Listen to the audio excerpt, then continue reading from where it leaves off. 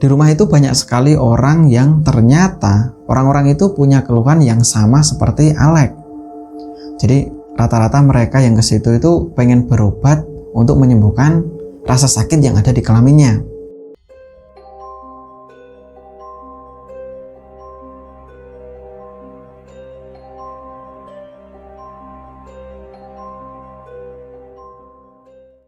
Assalamualaikum warahmatullahi wabarakatuh. Terima kasih udah ngeklik video ini dan selamat datang di Kisah Misteri. Pada kesempatan kali ini aku akan bercerita tentang cerita kiriman dari seseorang.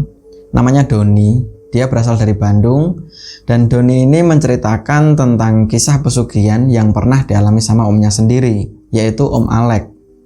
Sebelum masuk ke ceritanya, terima kasih buat teman-teman yang udah ngedukung Mr. Manyun. Semoga kalian semua selalu diberikan kesehatan dan dilancarkan rezekinya. Dan buat teman-teman yang baru mampir ke channel ini, silahkan like, subscribe, dan aktifkan loncengnya agar teman-teman gak ketinggalan video terbaru dari Mr. Manyun.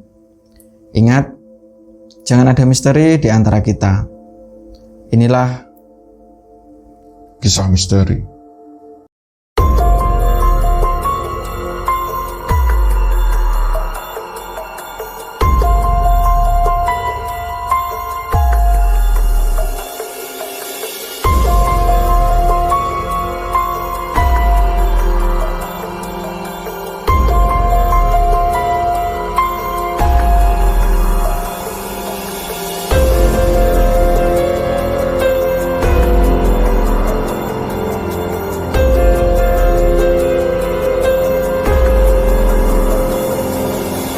Oke, seperti yang aku jelasin di awal tadi, cerita ini dibagikan dari seseorang yang bernama Doni. Dia berasal dari Bandung dan Doni menceritakan tentang kisah yang pernah dialami sama omnya sendiri, namanya Om Alex. Jadi kisah yang dialami sama Alex ini terjadi di sekitaran tahun 2010 dan usianya Alex waktu itu sekitar 28 tahun. Awalnya Alex ini bekerja sebagai pelayan di salah satu restoran yang ada di daerah Jakarta. Karena jarak Bandung-Jakarta lumayan jauh gitu ya, daripada capek-capek harus pulang pergi setiap harinya. Akhirnya Alex memilih untuk sewa kos-kosan yang jarak kos dengan tempat kerjanya itu ya kurang lebih sekitar 200 meter. Ketika Alex udah gabung di restoran itu sekitar 1 bulan, pernah suatu ketika, waktu itu hari Kamis, kurang lebih jam 1 siang, ada pengunjung restoran yang di situ ada 3 perempuan. Rata-rata usianya ya sekitar 40 tahunan lah. Semuanya cantik dan penampilannya itu cukup mengganggu pandangan laki-laki gitu ya. Karena di situ pelayan cowok ada 2 orang dan kebetulan waktu itu Alex gitu ya yang nyamperin untuk menawarkan menu makanan. Nah, ketika baru nulis pesanan, tiba-tiba salah satu dari ketiga perempuan itu bilang, "Mas, ganteng-ganteng kok jadi pelayan di sini sih, Mas? Mending jadi pelayan kita-kita aja." Waktu itu Alex cuma senyum dan tetap menunjukkan profesional kerja. "Makasih ya tante atas pujiannya."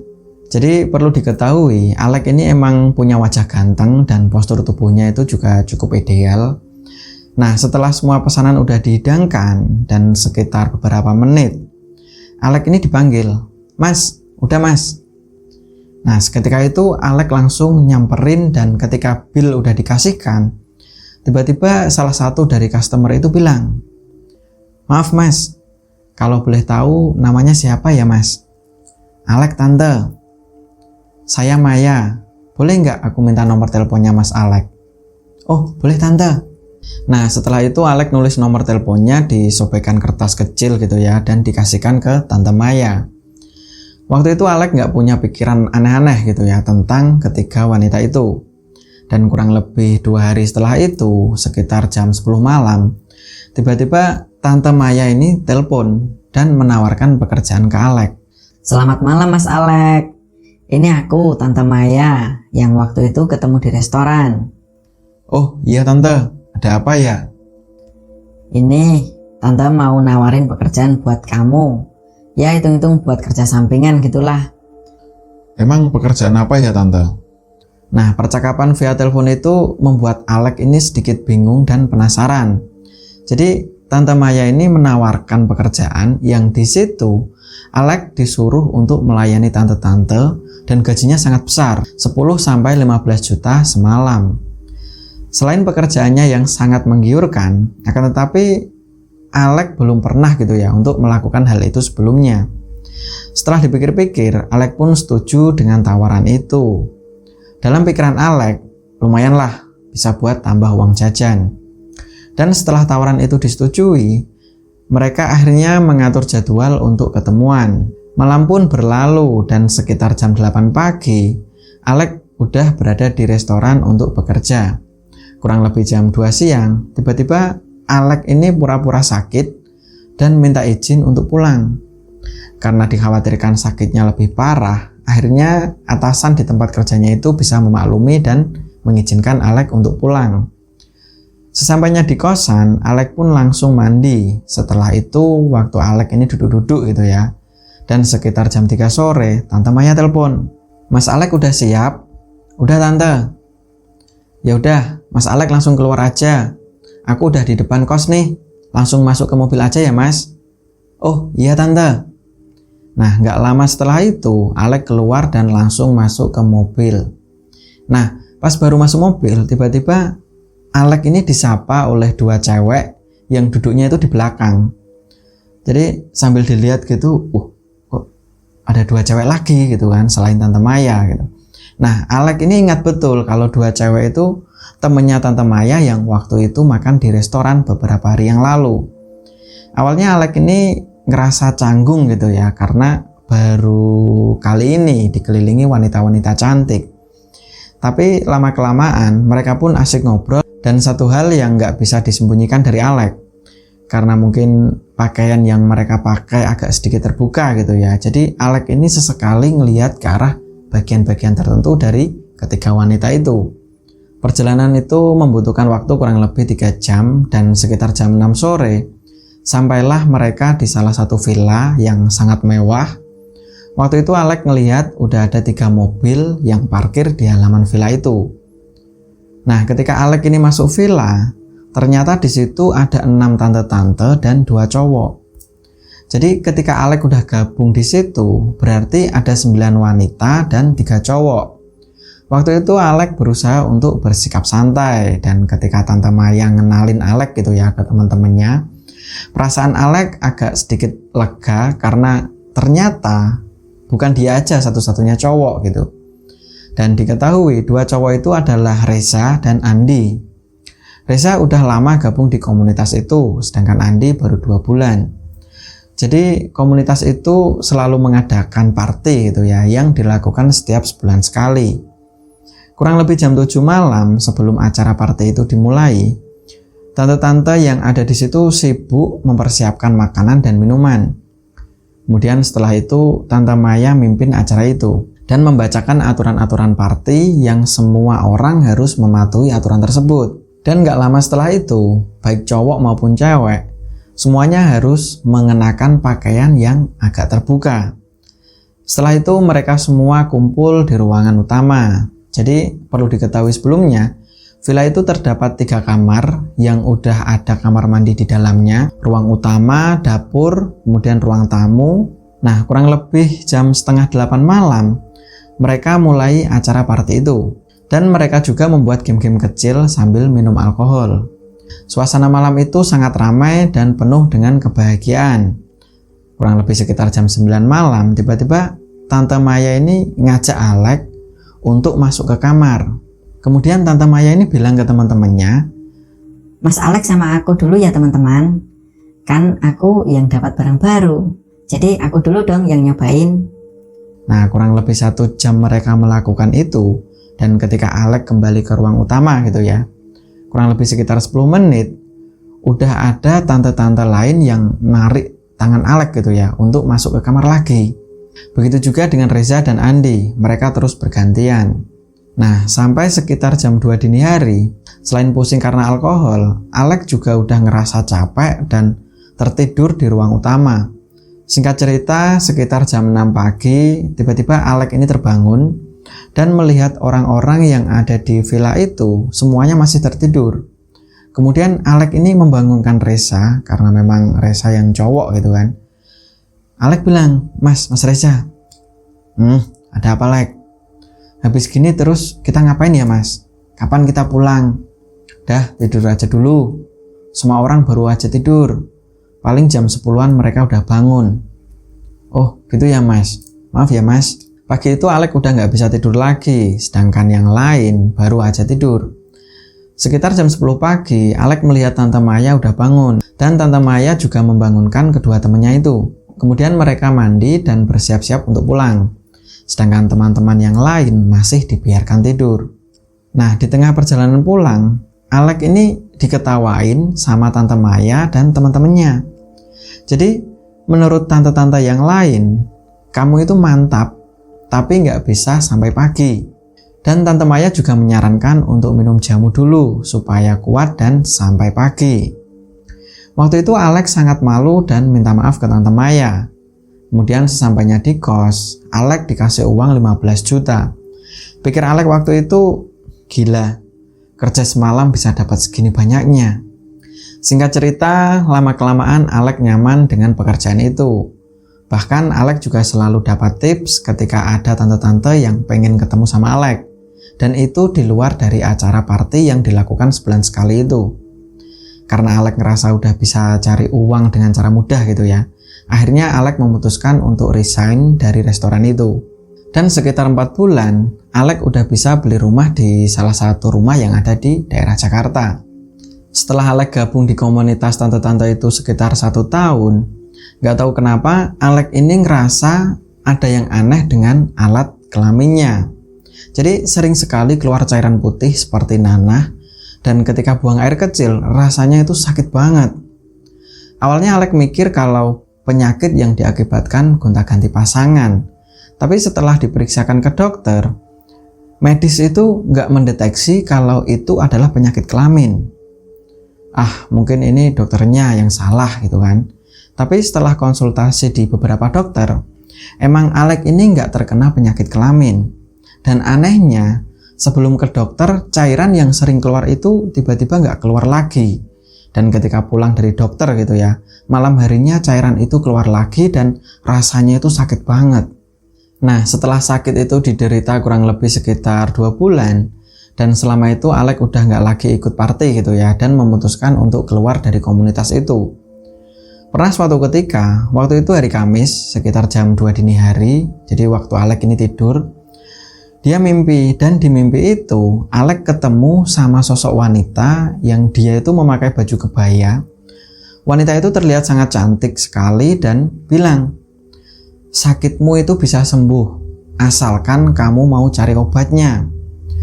Setelah itu sosok itu menghilang dan Alek seakan-akan melihat ada satu rumah. Di rumah itu banyak sekali orang yang ternyata orang-orang itu punya keluhan yang sama seperti Alek. Jadi rata-rata mereka yang ke situ itu pengen berobat untuk menyembuhkan rasa sakit yang ada di kelaminnya. Nah, di situ Alek melihat orang-orang masuk di sebuah kamar secara bergantian. Dan ketika keluar dari kamar, mereka udah nggak merasakan sakit. Kemudian setelah itu Alek pun terbangun dan merasakan sakit di kemaluannya. Setelah beberapa menit, ketika rasa sakitnya udah agak mereda gitu ya, Alek ini kembali meneruskan tidurnya. Dan lagi-lagi Alek ini mimpi ketemu sama sosok perempuan itu. Jadi sosok perempuan itu seakan-akan terbang dan diikuti Alek di belakangnya. Di situ Alek melihat jalan yang ternyata jalan itu menuju ke arah rumah yang diperlihatkan di mimpi sebelumnya. Setelah itu Alek pun terbangun. Nah, keesokan harinya setelah Alek ini sarapan, dia juga minum obat karena memang dia masih punya obat gitu ya dari dokter untuk mengurangi rasa nyeri. Jadi sambil duduk-duduk di teras, Alek ini mikir, apa mimpi itu suatu petunjuk gitu ya, agar penyakitku ini bisa sembuh. Pagi itu pikiran Alek dibuat kebingungan untuk mengartikan mimpi itu. Dan kurang lebih 2 hari setelah itu, akhirnya Alek ini memutuskan untuk mencari alamat rumah yang pernah diperlihatkan di mimpinya waktu itu. Kemudian waktu itu hari Minggu, kurang lebih jam 7 pagi, Alek ini mencoba untuk mengingat rute perjalanan untuk sampai ke rumah yang ada di mimpi waktu itu. Dan setelah dirasa yakin, Akhirnya pagi itu Alek memutuskan untuk pergi dan berharap menemukan rumah itu. Kurang lebih 5 jam perjalanan, nggak tahu kenapa Alek ini ngerasa kalau jalan yang dilewati itu ternyata sudah 2 kali dia lewati. Akhirnya Alek memutuskan untuk istirahat dulu di sebuah minimarket. Sambil pikiran Alek ini mengingat-ingat lagi rute untuk sampai ke rumah itu. Setelah istirahat kurang lebih 20 menit, Alek pun kembali melanjutkan perjalanan itu. Dan kurang lebih 5 jam perjalanan, Alek ini udah ngerasa kecapean gitu ya, putus asa, dan Alek ini berhenti di pinggir jalan. Nah, waktu Alek berhenti itu dan ketika nengok ke sebelah kiri gitu ya, loh, itu kan minimarket yang tadi. Jadi menurut Alek, padahal rute yang diambil udah sesuai gitu ya, seperti yang ada di mimpi itu. Setelah itu Alek istirahat dan beli minum untuk menenangkan pikirannya. Sesaat setelah itu, kurang lebih sekitar jam 6 sore, tiba-tiba ada seorang bapak-bapak, dia baru duduk di sebelahnya Alek. Bapak-bapak itu selalu nunduk gitu ya, dan nafasnya itu ngos-ngosan. Nah, melihat yang seperti itu, kemudian Alek ini menawarkan minum ke bapak-bapak itu. Dan ketika nafasnya udah mulai stabil gitu ya, Alek ini iseng-iseng tanya tentang bapak itu. Tapi bapak itu diem aja dan nggak jawab sama sekali. Pikir Alek waktu itu, mungkin bapak-bapak ini baru ada masalah. Kemudian selang beberapa menit, Alek mencoba menanyakan tentang orang yang bisa melakukan pengobatan tradisional. Setelah itu bapak-bapaknya berdiri dan ngasih petunjuk dengan isyarat tangan. Jadi tangannya itu seakan-akan nunjuk-nunjuk lurus, terus belok kiri, ke kanan, lurus, seperti itu. Karena memang bapak-bapak itu nggak ngomong. Jadi menurut Alek waktu itu, bapak-bapak itu emang mengetahui lokasi atau mungkin seorang dukun gitu ya, yang bisa mengobati secara tradisional. Nah, sesaat setelah itu, kurang lebih jam 6:30 malam, Alek ini pamit ke bapak-bapak itu, dan ketika Alek baru naik motor, tiba-tiba waktu nengok gitu ya, ternyata bapak-bapak itu udah nggak ada. Setelah itu Alek melajukan motornya dan mengikuti arahan dari bapak-bapak itu. Kurang lebih 1 jam perjalanan, tiba-tiba Alek ini udah memasuki perkampungan yang rata-rata rumahnya itu terbuat dari anyaman bambu. Tapi yang jadi aneh, orang-orangnya itu berada di teras rumah dan semuanya melihat ke arah Alek. Waktu itu Alek mikir, ini kampung apa sih? Kok kayak gini ya? Daripada mikir yang aneh-aneh, Alek pun berhenti dan menghampiri orang yang ada di teras dari salah satu rumah yang ada di situ. Dan anehnya lagi, ternyata orang itu adalah bapak-bapak yang tadi ketemu di minimarket. Nah, ketika Alek baru menanyakan tentang rumah yang dituju, bapak-bapak itu yang tadinya duduk, tiba-tiba dia berdiri dan nunjuk ke arah rumah yang paling ujung. Setelah itu Alek langsung pamit dan menuju ke arah rumah yang paling ujung di kampung itu. Sesampainya di rumah itu, Alek ngerasa kalau rumah itu mirip seperti yang ada di mimpinya waktu itu. Kemudian di situ Alek ngelihat banyak sekali orang yang sedang berobat. Tapi yang jadi aneh, mereka semua nggak ada yang ngomong satu sama lain. Akhirnya Alek juga ikut antri gitu ya, sambil duduk-duduk dan berharap penyakit yang diderita selama ini bisa tersembuhkan. Nah, kurang lebih 1 jam nunggu giliran, dan waktu Alek ini masuk ke kamar yang dijadikan tempat untuk praktik gitu ya, tiba-tiba Alek ini kaget.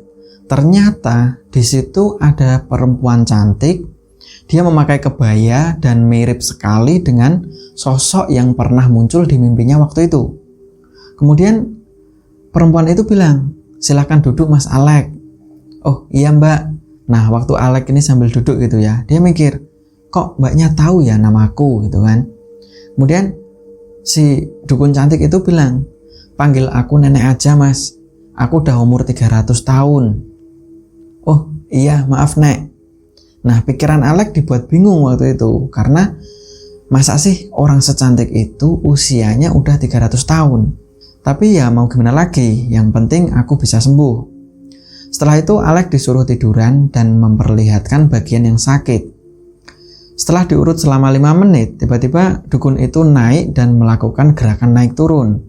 Waktu itu Alek emang ngerasa enak yang luar biasa, Bahkan rasanya mengalahkan dari yang lain. Nah, kurang lebih setengah jam mereka melakukan begituan gitu ya. Dukun itu bilang ke Alek, kalau kamu pengen sembuh, kamu nggak boleh melakukan hubungan sama wanita lain. Cukup kamu datang kemari setiap malam kliwon. Mendengar perkataan dukun itu yang ada di pikiran Alek waktu itu gitu ya, ya nggak apa-apa. Toh dukun itu lebih cantik daripada wanita-wanita lain di luar sana. Nah, setelah itu Alek pamit dan berjanji untuk tidak melakukan hubungan sama wanita lain.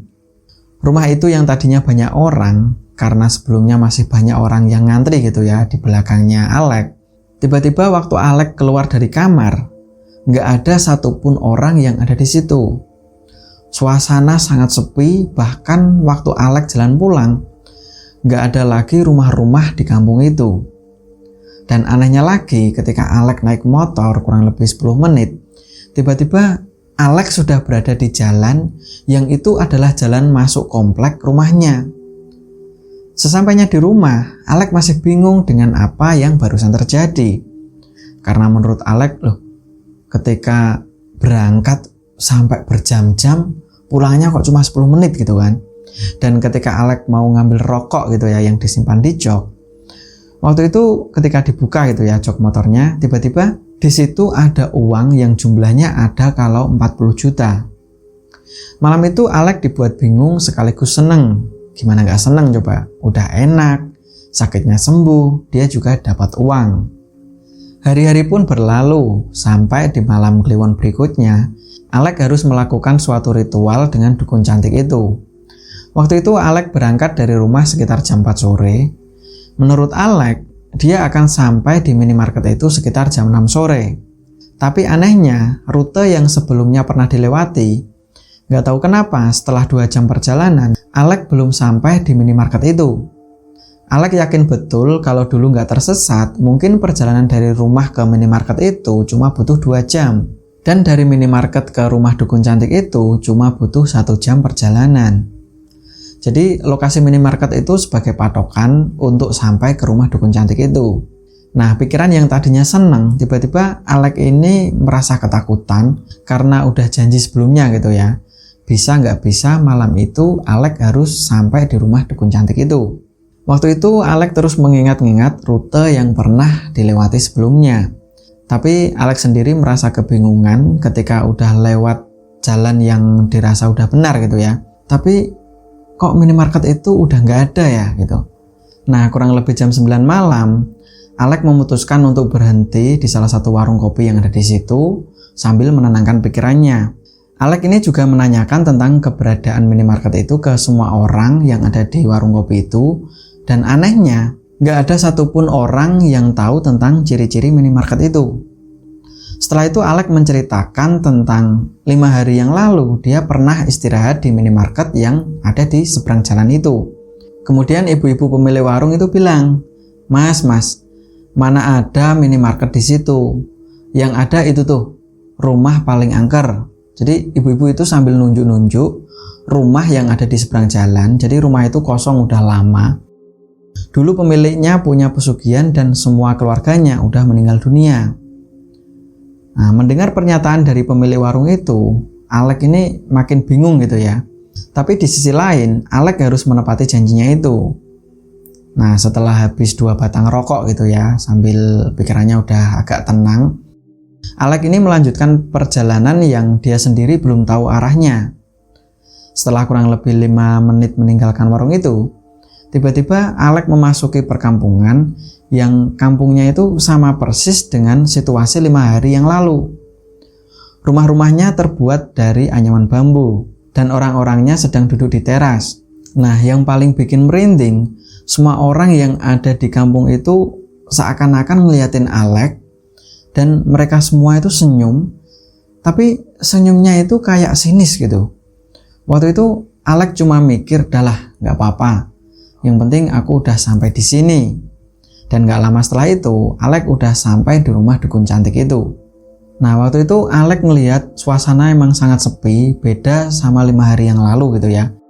Kalau sebelumnya itu Alek ngelihat banyak sekali orang-orang yang memang dia itu berobat ke situ, tapi waktu itu Alek ngerasa di situ nggak ada orang sama sekali, dan ketika udah masuk rumah itu, Alek langsung disambut dengan senyuman dukun cantik yang ada di situ.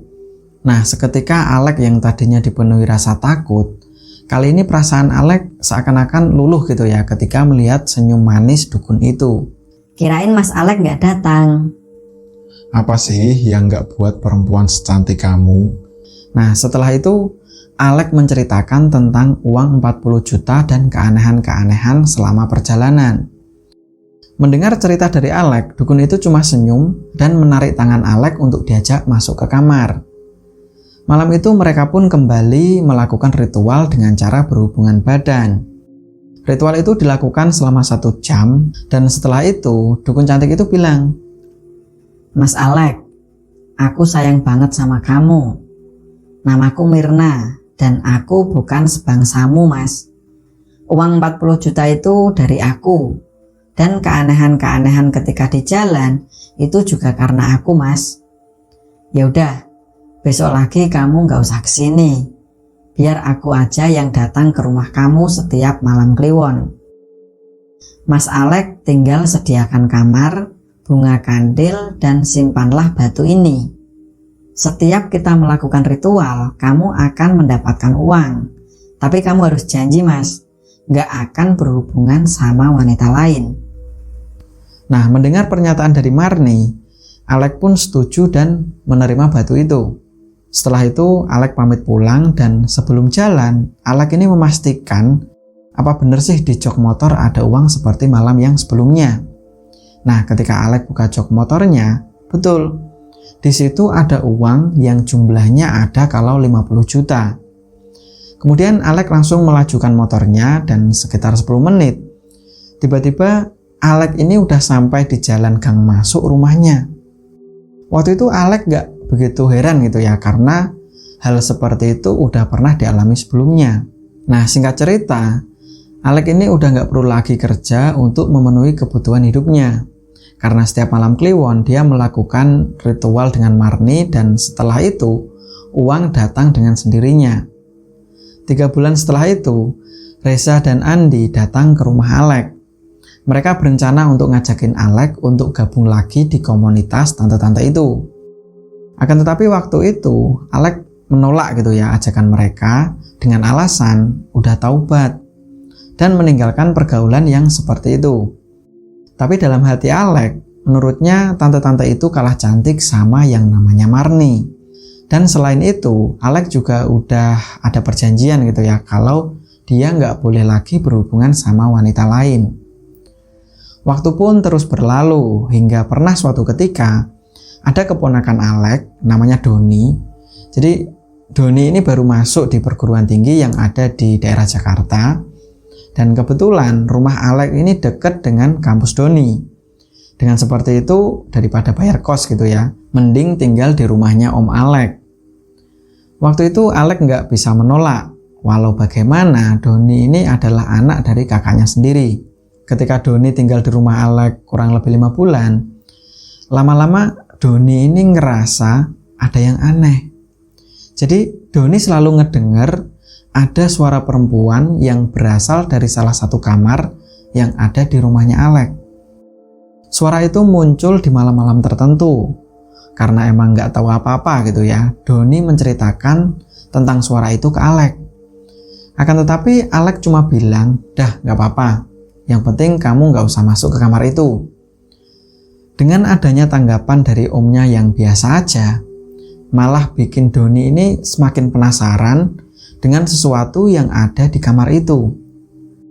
Dan pernah suatu ketika, waktu itu kurang lebih jam 10 malam, lagi-lagi Doni ini dengar ada suara perempuan, akan tetapi suara itu mirip nenek-nenek yang ketawa. Nah, karena saking penasarannya dengan suara itu, Doni sengaja ngintip dari celah lubang pintu kamar itu, dan Doni ini ngeliat ada sosok nenek-nenek, rambutnya putih semua, dan ternyata di dalam kamar itu juga ada Om Alek. Nah, melihat yang seperti itu, akhirnya Doni kembali ke kamarnya. Malam itu Doni ngerasa kalau omnya itu nggak sewajarnya gitu ya melakukan hal seperti itu. apalagi dengan perempuan yang sangat tua. Kemudian keesokan harinya, Doni menanyakan tentang sosok nenek tua itu kepada Alek. Waktu itu Alek cuma bilang, paling kamu salah lihat kali Don. Tapi di sisi lain, Alek sendiri juga heran. Masa yang dilihat keponakannya itu sosok nenek tua? Dalam pikiran Alek, padahal itu kan Marni. Dan Marni adalah sosok perempuan yang sangat cantik. Nah, setelah diingat-ingat sama Alek gitu ya. Marni dulu pernah bilang kalau usianya udah 300 tahun. Akhirnya Alek cerita ke Doni tentang hubungannya dengan Marni. Karena dari dulu emang antara Alek dengan keponakannya itu selalu care gitu ya. Dan setelah mendengar cerita dari omnya itu, Doni pun gak terlalu memperdulikan apa yang dilakukan Om Alek. Nah, singkat cerita dan seiring berjalannya waktu, ketika Alek udah berusia 32 tahun, waktu itu di acara keluarga, jadi banyak sekali gitu ya saudara-saudara yang menanyakan tentang kapan sih Alek ini nikah? Mana calonnya? Keburu jadi perjaka tua nanti loh. Nah, awalnya Alek menanggapi hal itu biasa aja. Tapi sebulan, 2 bulan, Alek ini juga ngerasa kalau ternyata usiaku semakin tua dan aku juga belum menikah. Selain itu, ibunya sendiri juga pernah bilang kalau dia pengen sekali melihat anak terakhirnya itu segera menikah. Karena waktu itu usia ibunya udah 73 tahun dan udah sering sakit-sakitan gitu ya. Nah, melihat yang seperti itu, akhirnya Alek ingin mewujudkan keinginan ibunya itu. Dan kurang lebih 3 bulan setelah itu, waktu Alek baru nongkrong gitu ya di mall, tanpa sengaja Alek ketemu sama teman SMA-nya dulu, namanya Rani, dan layaknya ketemu sama teman lama gitu ya. Mereka pun ngobrol-ngobrol dan tanya kabar. Jadi Rani ini setelah lulus SMA, dia pindah ke Jakarta karena bapaknya dulu pindah tugas ke Jakarta. Pertemuan itu membuat mereka kembali mengenang masa-masa SMA. Dan setelah tahu kalau Rani juga belum menikah, akhirnya mereka sering ketemu dan kurang lebih 1 bulan, mereka pun saling suka dan akhirnya menjalin hubungan. Di sisi lain, Alek sendiri masih bingung dengan hubungannya sama Marni. Pernah suatu ketika, Alek ini minta sama Marni untuk tidak melanjutkan hubungan itu. Tapi pernyataan Alek membuat Marni ini jadi marah, dan yang jadi aneh, tiba-tiba Alek merasakan sakit pada kelaminnya. Jadi sakitnya itu mirip sama yang dulu pernah dia rasakan. Akhirnya selang beberapa hari, waktu itu malam Jumat Kliwon, Alek ini minta maaf ke Marni dan setelah itu rasa sakit yang ada di kelaminnya tiba-tiba sembuh. Nah, sebulan setelah itu, hubungan Rani dengan Alek juga semakin erat. Rani pun sudah sering menanyakan tentang pernikahan. Nah, selain itu, ibunya Alek juga terus menanyakan tentang hal itu. Dan pernah suatu ketika, tiba-tiba ibunya Alek ini jatuh sakit dan dirawat di salah satu rumah sakit yang ada di daerah Bandung. Hari itu juga Alek membawa Rani ke Bandung dan sesampainya di rumah sakit, Rani dikenalin ke ibunya dan juga ke saudara yang lain. Nah, ketika melihat anaknya udah ada calon gitu ya, tiba-tiba kondisi ibunya ini membaik dan Alek disuruh segera menikah. Mumpung ibumu masih hidup, Lek. Nah, mendengar kata-kata ibunya itu membuat Alek semakin yakin untuk segera menikah dengan Rani. Tapi di sisi lain, Alek semakin bingung dengan hubungannya sama Marni. Setelah 2 hari di Bandung, akhirnya kondisi ibunya udah pulih dan bisa dibawa pulang. Kurang lebih jam 4 sore, Alek dan Rani pun pamit untuk balik ke Jakarta. Nah, di tengah perjalanan pulang, pikiran Alek terus terbebani gitu ya, dengan 2 pilihan yang sampai saat itu belum ada solusinya.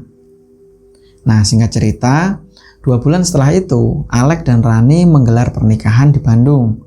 Dan selang 3 hari setelah acara itu, ibunya Alek jatuh sakit dan meninggal dunia. Waktu pun berlalu sampai suatu ketika, layaknya pengantin baru, Alek juga harus memenuhi kewajibannya untuk kasih nafkah batin ke istrinya. Akan tetapi Alek sendiri masih bingung dan takut untuk melakukan hal itu. Akhirnya berbagai macam alasan dilontarkan ke Rani. Dan sebulan setelah menikah, Rani memutuskan untuk pulang ke orang tuanya karena dianggap ada sesuatu yang disembunyikan oleh suaminya itu. Waktu itu Alex gak bisa cegah istrinya karena Alex sendiri juga sadar tentang sesuatu yang membuat istrinya itu marah. 3 hari setelah itu, akhirnya Rani dijemput dan diajak pulang ke rumah. Waktu itu Alex minta maaf dan udah yakin dengan keputusannya untuk melakukan malam pertama. Kurang lebih jam 10 malam, Rani dan Alex melakukan hubungan suami istri. Sedangkan Alex sendiri udah siap menanggung semua resikonya. Malam itu nggak terjadi apa-apa dan kurang lebih jam 8 pagi, tiba-tiba kemaluannya Alex lagi-lagi mengalami sakit yang luar biasa dan mengeluarkan cairan putih. Cairan itu mengeluarkan bau yang sangat busuk dan pagi itu juga Alex dibawa ke rumah sakit.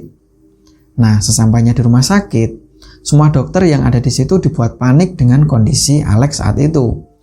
Cairan itu terus keluar dan ketika udah diperiksa sama dokter gitu ya, kurang lebih sekitar 2 jam, akhirnya kondisi Alex ini perlahan membaik. Nah, waktu itu Alex ngelihat istrinya terus menangis dan karena kasih sayang yang tulus gitu ya, akhirnya Alex perlahan menceritakan tentang hubungannya dengan Marni dan tentang sakit yang dia rasakan saat itu. Mendengar pernyataan dari Alex, Rani pun sangat terpukul dan terus menangis. Dan beberapa menit setelah itu, tiba-tiba Alex lagi-lagi merasa kesakitan. Nah, melihat yang seperti itu, Rani pun panik gitu ya, terus panggil dokter dan setelah itu Rani meninggalkan Alex dan duduk di ruang tunggu. Dia terus menangis dan dalam pikiran Rani, mungkin ini udah jadi jalanku.